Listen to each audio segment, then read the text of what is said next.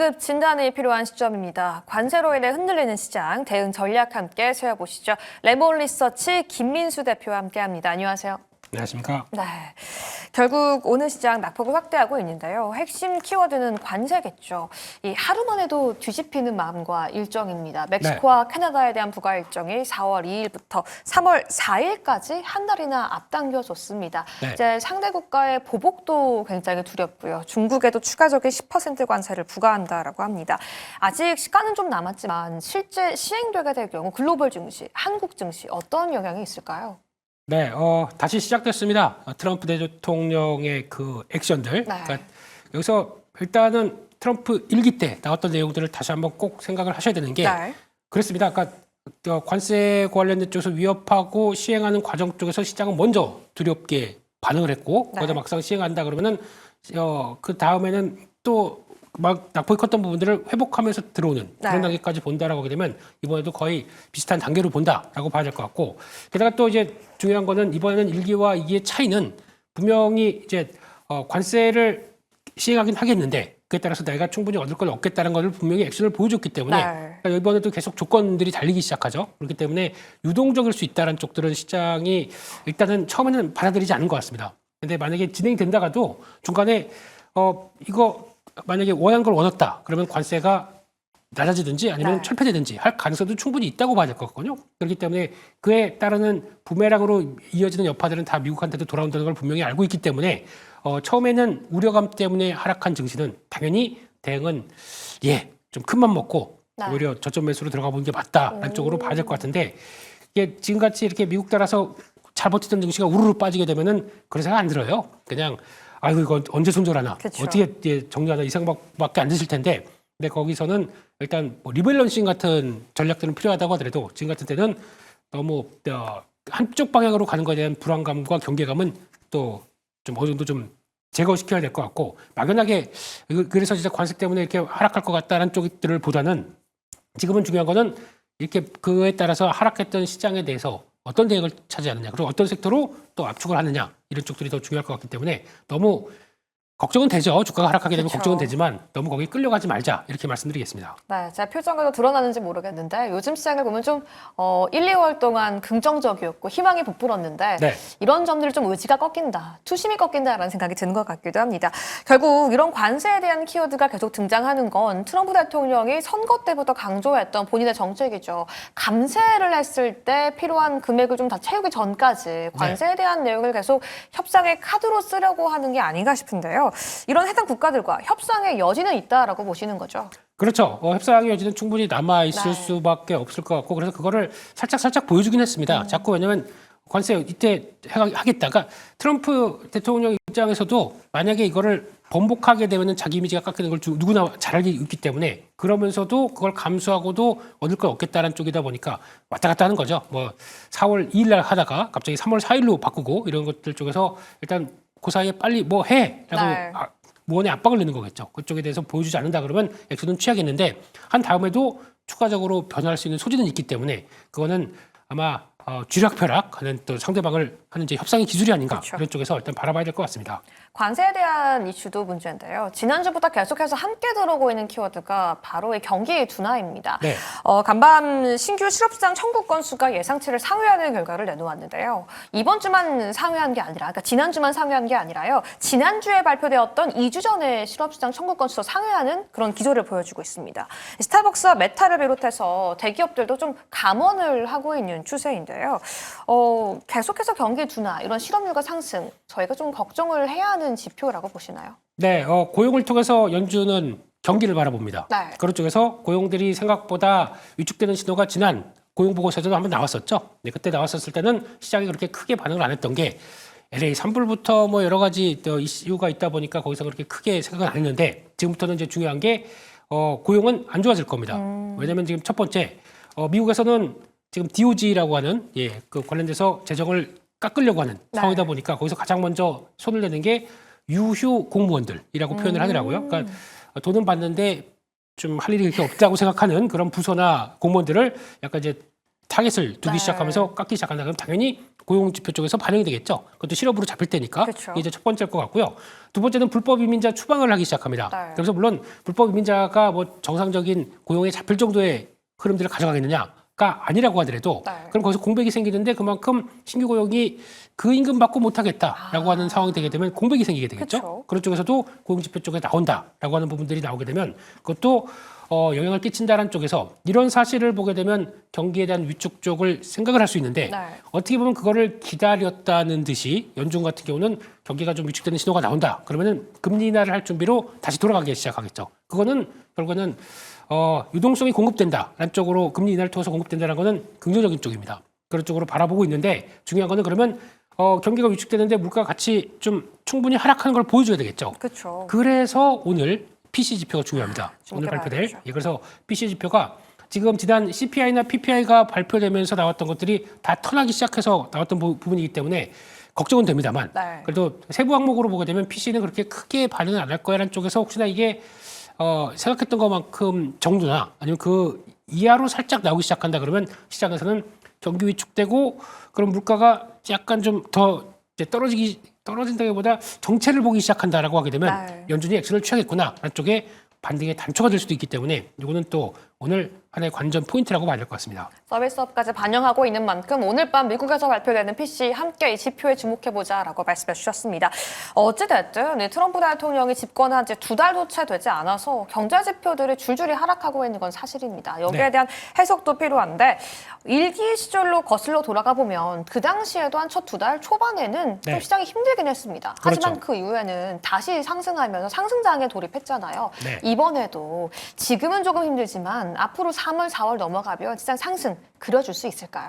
그게 아마 그렇게 보셔야 될 것 같습니다. 그러니까 일기 때랑 뭐 똑같이 들어간다기보다 일기 때 저희가 많이 경험을 해봤기 때문에 네. 이제 트럼프가 어떻게 나올지를 어느 정도 좀 알기 시작하면서부터는 반전의 시도는 나올 수 있다고 생각합니다. 네. 근데 지금 최근에 트럼프 당선 이후에 어떤 약간 랠리를 좀 펼쳤던 미국 시장의 흐름들이 한번 있었기 때문에 네. 그에 따라서 밸류도 많이 올라갔었죠. 그런 쪽들이 일단 좀 빠르게 좀 해소가 되는 현상 쪽으로 미국 시장을 해석해야 될 것 같고 그 여파 때문에 한국은 더 많이 하락하고 좀 여러 가지 악재들이 다 많이 있었다가 작년에 낙폭이 컸다가 지금 회복되는 과정 쪽에서 막 버티려고 하는데 미국이 꺾이다 보니까 눈치 보면서 같이 하락하는 네. 이런 구조로 봐야 되겠죠. 그런 쪽에서 아마 이렇게 되면은 또 지금 지수가 2,550까지 60까지 이 정도까지 내려온다 그러면은 빠르게 또 PBR 0.9배 밑으로 내려온다라고 했을 때 또 밸류 메리트는 또 생기고 있기 때문에 당연히 한국 시장에 대해서 좀 부정적인 모습들이 나온다고 하더라도 일단 이거는 또 기회가 되는 쪽으로 활용해야 되지 않나 그렇게 보고 있습니다. 네, 한편 간밤에 이런 소식도 들려왔습니다. 많은 분들이 작년이었죠. 베네수엘라 관련된 원유 소식을 접했던 기억이 있을 텐데 트럼프 행정부가 베네수엘라 원유 생산 협상안을 취소했습니다. 바이든 정부 시절에 이 석유 거래 합의를 취소한 건데 네. 이게 그냥 단순히 뭐 국가 간의 취소가 아니라 유가의 전망까지 좀 짚어봐야 되는 게 아닌가 싶어요. 이게 그랬습니다. 바이든 행정부 때 왜 베네수엘라랑 손을 잡았냐면은 그렇죠. 그때 이제 유가를 공급을 늘려서 유가를 네. 하락해서 물가를 안정시키기 위해서 그렇게 했는데 별 재미를 못 봤죠. 유가는 계속 고공행진을 했기 때문에 그런 쪽인데 지금 트럼프 행정부에서 딱 보기에는 아니 베네수엘라에서 그렇게 할 정도보다는 네. 이거를 관련돼서 뭐 표면적으로는 그렇습니다. 역시나 마약이나 뭐 불법 이민 쪽의 근원이다라는 쪽에서 이걸 폐기하는 쪽으로 해서 니네 관리해라라는 네. 쪽인데 제가 보기엔 그게 아니라 그렇게 할 필요 없다라는 쪽으로 오히려 우리가 앞으로 셰일 오일부터 원유를 많이 뽑아낼 텐데 그렇게 되면 거기서 나오는 공급이 증가되는데 굳이 베네수엘라랑 연결시켜서 그렇게 할 필요가 있겠느냐라는 쪽에서 그렇게 보는데 미국 입장 쪽에서는 만약에 이거의 유가를 또 관리도 해야 됩니다. 왜냐하면 이게 끌어올려서 네. 그러니까 생산량을 많이 늘리는데 유가는 그러면 공급이 늘어나게 되면은 수요는 가만히 있다 그러면 가격이 떨어지겠죠. 네. 그런 쪽을 또 그러면 원유 회사 입장이나 또 채굴하는 입장 쪽에서는 유가 떨어지는 걸 반갑지 않아 하거든요. 그렇기 때문에 아마 유가는 생각보다 좀 박스권의 흐름들 쪽으로 밀렸다가는 또 약간 자극하는 뉴스가 나오면서 왔다 갔다 하는 쪽으로 바라보지 않나 라는 쪽에서 미국도 유가 관리를 시작할 것이다. 왜냐하면 에너지 수출국으로 바뀌어 있기 때문에 그렇게 일단 바라보고 있습니다. 네, 확실히 물가 지표를 봐야 한다라고 계속 말씀해 주시는데 결국 이 에너지가 CPI든 체크를 할 때 차지하는 비중이 높기 때문에 네. 이 부분을 잡는 게 또 이 정부의 핵심 포인트가 아닌가 싶습니다. 그럼 앞으로 있을 FMC와 연준의 금리 전망을 좀 짚어볼게요. 보고 싶은데 네. 3월도 동결로 예측하고 있고요. 네. 네, 네. 올해 한 해 같은 경우에는 연말 한 번 정도의 금리 인하를 예측하고 있는데 어떻게 좀 보고 계실까요?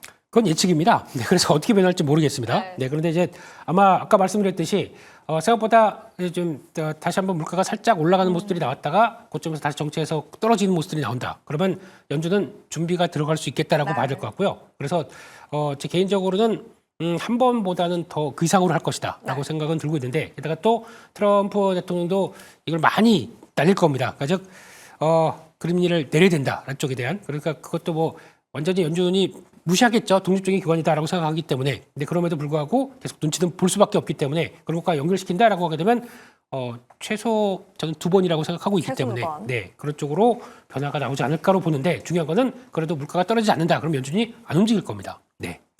오늘 시장의 흐름을 보면요. 반도체 섹터가 좋지 않습니다. SK하이닉스 역시 큰 폭으로 하락을 하고 있는데 간밤 미국의 엔비디아가 8% 넘게 하락을 했어요. 근데 이게 처음부터 하락이 아니고요. 예상을 상회하는 실적으로 초반엔 상승 출발했단 말이죠. 그렇습니다. 이 하락 어떻게 저희가 좀 분석을 해봐야지 현명할까요? 근데 이 하락폭만 보고 깜짝 놀라서 네. 와 엔비디아 뭐 망하는 거 아니야? 이렇게 생각하실 거는 전혀 아니고요. 미국 시장에서는 보통 보면은 이제 장중 폭이 크다 보니까 좀 네. 놀라는 마음도 있으실 텐데 그렇죠. 8%나 빠졌어.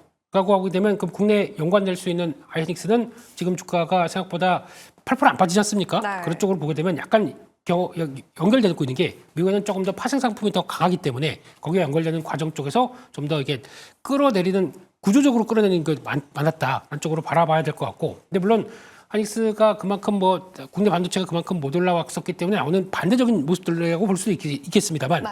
일단 엔비디아 실적 관련된 쪽에서 솔직히 이거 가지고 흠을 잡는다 그러면은 아니 그럼 더 안 좋은 회사들은 어떡하라고요. 예, 그런 쪽에서 실적은 솔직히 개인적으로 나쁘지 않다고 생각합니다. 네. 거기 나왔던 뭐 세부적인 수치들 그래도 뭐 GB200 같은 경우가 좀 이제 그러니까 약간 본격 양산이 지연되겠다는 쪽이라든가 뭐 GPM이 살짝 꺾인다든가 이거는 뭐 어느 정도 예견했던 부분이기 때문에 좀 더 민감하게 작용했다고 봐야 될 것 같고요. 그런 쪽에서 좀 기술주에 대한 약간 우려감들이 약간 좀 기세가 난다고 그러죠. 그런 쪽으로 나오다 보니까 거기서 나왔던 변화가 이어졌다고 봐야 될 것 같은데 결론적으로는 국내 반도체 쪽들도 당연히 영향을 받겠죠. 그렇죠. 예, 미국 시장이 그러다 보니까. 근데 이거를 그러면 같이 탈출하는 기회로 삼아야 될까? 아니면 한국 쪽에서는 조금 다른 변화가 나올지 이거에서는 아마 중요한 판단이 있을 걸로 보여지는데 제가 보기에는 지금 시점 쪽에서 이 자리는 일단은 뭐 그렇다고 공격적으로 다 들어갈 자리는 아니라고 하더라도 그렇죠. 점진적으로 어느 정도 지지권이 마련되느냐에 따라서 비중을 늘릴 자리로 봐야 되겠지 이게 네. 같이 탈출한다라고 보시는 건 아닌 것 같고요. 가장 중요한 거는 지금부터 봐야 될 것 중에 하나가 어차피 HBM이건 아니건 간에 중요한 거는 메모리 반도체의 사이클입니다. 사이클이 지금 저점에서 싹 돌아가는 모습들이 서서히 보여지고 있기 때문에 지금 DDR5 같은 경우는 벌써부터 한 달 20일 동안 지금 약간 턴하는 모습들이 확인되고 있거든요. 그렇게 되면 그것과 같이 연결시킨다라고 하게 되면 사이클은 회복한다는데 무게를 맞추게 되면 여기만 본다고 하더라도 반도체 쪽은 관심을 가지는데 이미 물렸어요. 라고 네. 하실 수가 있기 때문에 그쵸. 이럴 때는 그렇다고 공격적으로 막 여기서 지금 산 거에서 더 다른 거 팔아다가 들어갈 정도가 아니라 이제 살살살 맞춰가면서 네. 하락할 때마다 모아가는 전략은 나쁘지 않다. 그렇게 봐야 될 것 같습니다. 맞습니다. 뭐 신규 접근부터 추가 매수까지 말씀해 주셨는데 지금 저희가 반도체만이 아니라 다른 섹터에 대한 그 전략을 이야기할 때도 신규 접근도 사치입니다. 가지고 있는 종목, 물려있는 내 종목에 대해서 어떤 전략이 필요할지 굉장히 많은 분들 고민하고 계실 텐데요. 저희가 함께 이야기하고 있는 만큼 여러분들도 투자에 좀 체크해 주시기 바라겠습니다. 한편 기관의 매수세는 그래도 지속되고 있습니다. 어떤 섹터를 좀 위주로 매수하고 있나 봤더니요. 지금 엔터, 미용, 의료기기, 바이오 같은 종목들이 있어서 이 종목들의 좀 특징을 본다라면 그래도 관세에서의 좀 피해를 덜 수 있는 섹터들 그리고 한알령으로부터 수혜를 볼 수 있는 섹터들이라고 좀 꼽아볼 수가 있을 것 같아요. 어떻게 보세요? 맞습니다. 그게 지금 가장 중요한 아이디어고 오늘만 보면은 선방하는 것 같은데 네. 예, 그럼 이게 오늘 같은 경우 약간 좀 막 비 오는데 거기서 우산 쓰고 있는 그런 섹터들이라고 봐야 되겠죠. 그래서 그런 쪽으로는 해석할 수 있겠지만 이게 그럼 주도적으로 더 갈 수 있겠느냐? 그거는 만약에 이제 시장이 또 안정을 받는다 그러면 낙폭 컸던 게 또 돌아옵니다. 네. 그러니까 이런 종목들은 또 정체가 될 수 있겠죠. 그렇기 때문에 그거는 약간 시장 상황에 따라서 맞게 보시면 될 것 같은데, 근데 중요한 것은 이런 쪽들도 관세 위험도 피하고 거기다가 한알령 해제까지 되게 되면 플러스 업사이드가 더 열려 있기 때문에 네. 그런 쪽으로 움직인다라고 보면서 오늘 같은 경우는 좀 반응을 했다 쪽으로 보게 되면 뭐 엔터 쪽은 당연히 얘기 나오는 거고요. 네. 미디어 쪽도 뭐 영화, 미디어 이쪽들도 당연히 기존에 안고 있던 IP가 그대로 활용할 수 있다라고 하게 되면 바로 실적에 반영될 수가 있겠죠. 네. 그런 쪽에서 기대감이 높은 거고 화장품 쪽은 실리콘2가 약간 사고를 치긴 했지만 네. 그렇다고 하더라도 실리콘2 내용을 자세히 보게 되면 이게 주가가 하락하고 외국인 기관이 판다고 해서 무조건 안 된다가 아니라 플랫폼 입장 쪽에서 매출이 줄면서 나오는 건 당연히 악재죠. 그렇죠. 근데 거기서 확장이 돼서 다시 어떤 투자를 통해서 확장이 되기 시작한다라고 하게 되면 영업 레버리지 효과가 나올 수가 있습니다. 그것까지 감안한다 그러면 또 작년 3분기 때도 한번 당했거든요, 저희가. 그렇기 때문에 그런 실적 과정으로 이해를 해야지 이걸 그냥 무조건 하락했기 때문에 그냥 보면 안 돼. 지금이라도 매도 이거는 말이 안 된다고 생각되고 있기 때문에 네. 매도하신다고 하더라도 조금 기다렸다가 보시는 게 맞지 않나 그렇게 보고 있습니다. 네, 뭐 전래동과 우산장수, 부채장수가 생각나는데 오늘 하락시에 상승한다고 이 섹터에만 또 매몰되기도 애매합니다. 저희가 증시 변동성 커지고 있는데 좀 어떤 섹터를 골라 잡아야 될지 오늘 저에게 좀 힌트를 주시죠. 네, 만약에 그래도 안 물리셨고 네. 그다음에 현금 여력이 조금 있으시다. 네. 그러면은 지금부터 챙겨야 될 거는 여전히 에너지 쪽이라고 생각합니다. 에너지 쪽을 챙겨 보셔야 되는 게 일단 미국에서 변하는 에너지 정책에 따라서 그게 수혜를 받는 쪽들이 같이 나온다. 이런 쪽들을 체크해 보시면서 일단 오늘 같은 경우도 연관될 수 있는 강관 쪽들 강관 벌써 쪽. 움직이기 시작하네요. 그래서 에너지에 대한 변화가 나온다 그러면 일단 원자력 신경을 쓸 거고요. 네. 게다가 또 LNG를 또 원유 LNG를 끌어올려서 그걸 활용하는 쪽으로 나간다. 그러면 거기서 나올 수 있는 여러 가지 섹터들이 뭐 조선부터 그리고 또 피팅 밸브 거기다가 또 나올 수 있는 추가적인 LNG 화력 발전 이런 쪽들은 계속 관심이 높을 것 같고 오늘 움직이는 강관도 마찬가지입니다. 네. 또 눈여겨봐야 될 섹터이기 때문에 이런 쪽으로 보셨으면 좋겠습니다. 좋습니다. 오늘 시장 대응 전략 철저히 함께 분석해봤습니다. 지금은 에너지 섹터 그 안에서도 가장 먼저 움직이고 있는 강관 관련주 보자라는 전략 세워주셨습니다. 오늘도 레몬리서치 김민수 대표와 함께 해봤습니다. 도움 말씀 감사합니다.